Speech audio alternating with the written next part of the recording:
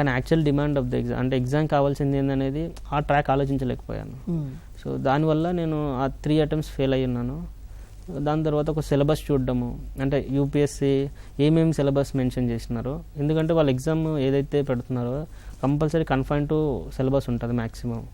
So నీకు syllabus క్లియర్గా అర్థమయ్యి ఉన్నప్పుడు నువ్వు దానికంటూ ఏం చదవాలో అర్థమవుతుంటుంది. సో అదొకటి. అండ్ సెకండ్, నేను ఫస్ట్ 3 అటెంప్ట్స్లో పీవైక్యూస్ అనేది అనలైజ్ చేయలేదు, యూపీఎస్సీ లాస్ట్ 10 years కానీ 15 years క్వశ్చన్స్. సో అది నాకు మేజర్ డ్రాబ్యాక్ అయింది.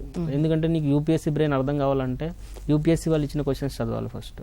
సో వాళ్ళు ఏ విధంగా అడుగుతున్నారో లాస్ట్ 10 years నుంచి, అప్పుడు మీకు ఒక ట్రెండ్ అర్థమవుతుంది.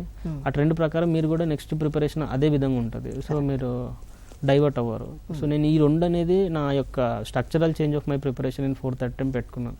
సిలబస్ అర్థం చేసుకోవడము అండ్ పీవైక్యూస్, అది ప్రిలిమ్స్ కావచ్చు మెయిన్స్ కావచ్చు, మోర్ నెంబర్ ఆఫ్ పీవైక్యూస్ రాశాను.